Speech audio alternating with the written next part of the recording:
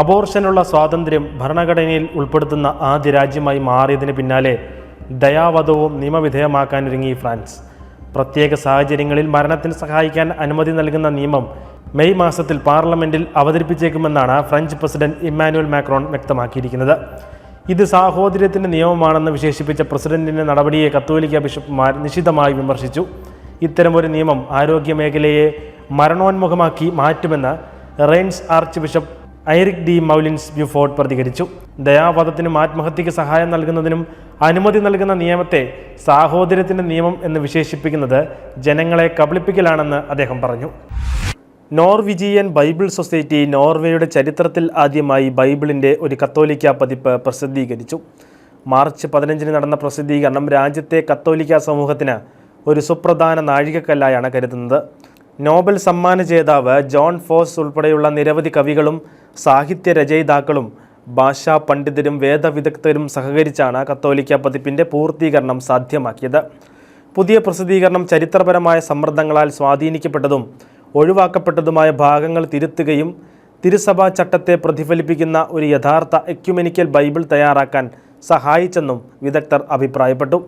സഭാവിഭാഗങ്ങളുടെ ഭിന്നതകൾക്ക് മേൽ ഒരു ഏകീകൃത ക്രിസ്ത്യൻ ദൗത്യത്തിന് പ്രാധാന്യം നൽകിക്കൊണ്ട് ഓസ്ലോ കത്തോലിക്ക രൂപതയും നോർവേ ബൈബിൾ സൊസൈറ്റിയും സഹകരിച്ചാണ് കത്തോലിക്ക പതിപ്പ് പ്രസിദ്ധീകരിച്ചത്. വിശുദ്ധ വാരത്തിനൊരുക്കമായി നടത്തിയ കുരിശിൻ്റെ വഴി തീർത്ഥാടനത്തിൽ നൂറുകണക്കിന് യുവജനങ്ങൾ പങ്കെടുത്തു. KCYM തലശ്ശേരി അതിരൂപതയുടെ നേതൃത്വത്തിലാണ് സെൻറ്റ് ജോസഫ് പള്ളിയിൽ നിന്ന് താബോർ കുരിശുമലയിലേക്ക് കുരിശിൻ്റെ വഴി നടന്നത്. കുരിശുമല തീർത്ഥാടനത്തിന് തലശ്ശേരി അതിരൂപത president Akhil Chalil Puthenpurayil, director father Jins Valiplackal എന്നിവരുൾപ്പെടെ മറ്റ് യുവജന നേതാക്കളും നേതൃത്വം നൽകി. Malom forane director father Jobin Kanjirathinkal കുരിശുമലയിൽ വെച്ച് അനുഭവ സന്ദേശം നൽകി. തലശ്ശേരി അതിരൂപതയിലെ 19ഓളം ഫെറോനകളിൽ നിന്നായി 400ഓളം യുവജനങ്ങൾ കുരിശിൻ്റെ വഴി തീർത്ഥാടനത്തിൽ പങ്കുചേർന്നു. കുമ്പസാര രഹസ്യം വെളിപ്പെടുത്താത്ത വൈദികർക്ക് തടവ് ശിക്ഷ വരെ ലഭിക്കാവുന്ന പുതിയ ദേശീയ സുരക്ഷാ നിയമഭീഷണികൾക്കിടയിലും നിലപാട് ആവർത്തിച്ച ഹോങ്കോങ് രൂപത. നിയമങ്ങളെ ബഹുമാനിക്കുമെന്നും കുമ്പസാര രഹസ്യം ഒരു കാരണവശാലും പുറത്തുവിടില്ല എന്നും രൂപത വ്യക്തമാക്കി.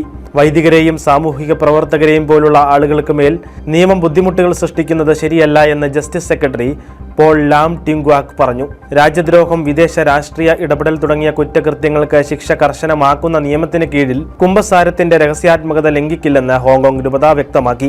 ദേശീയ സുരക്ഷ സംരക്ഷിക്കുന്നതിനുള്ള ആർട്ടിക്കിൾ 23 നിയമനിർമ്മാണവുമായി ബന്ധപ്പെട്ട് ഹോങ്കോങ്ങിലെ കത്തോലിക്ക രൂപത ഒരു പൗരനെന്ന നിലയിൽ ദേശീയ സുരക്ഷ സംബന്ധിക്കുന്ന കാര്യങ്ങളിൽ ബാധ്യസ്ഥരാണ്. എന്നാൽ സഭയുടെ കുമ്പസാരത്തിന്റെ രഹസ്യ സ്വഭാവത്തെ നിയമനിർമ്മാണം ചെയ്യാൻ സമ്മതിക്കില്ലെന്നും ഹോങ്കോങ് രൂപത പ്രസ്താവനയിൽ പറഞ്ഞു. സത്യസഭയെ അനുദിനം അറിയുവാൻ, സഭയെ സ്നേഹിക്കാൻ സൺഡേ ശാലോം യൂട്യൂബ് ചാനൽ ഇപ്പോൾ തന്നെ സബ്സ്ക്രൈബ് ചെയ്യുക.